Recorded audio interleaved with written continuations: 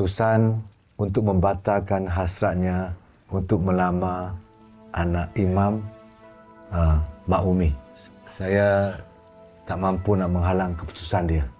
Saya faham perasaan keluarga Imam. Tapi sepatutnya datang bagi tahu apa yang jadi. Saya tak jatuhkan hukuman apa-apa pun pada dia.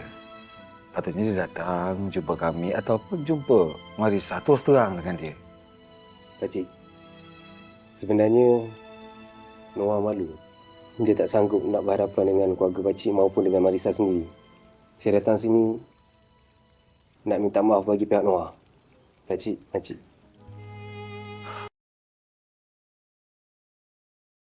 Saya tak tahulah saya ni kuat ke tak macam Noah kena tu. Ujian dia tak henti-henti dia kena. Allah uji dia macam-macam. Bukan kawan baik awak je. Kawan baik saya pun kena uji juga. So kita ni sebagai best friend dia, kita kena bagi semangat.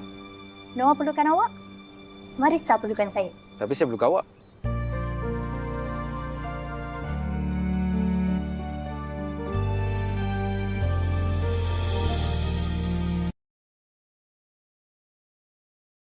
Audrey, you kenalkan Noah tu macam mana?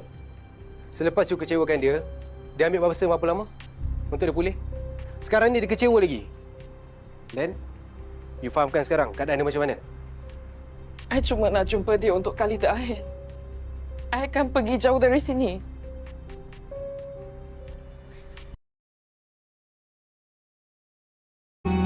Ya Allah, jangan kau ajarkan aku takut kehilangan. Tapi ajarkan aku melepas tanpa penyesalan. Hubungan kita bukanlah sesuatu yang saya sesali.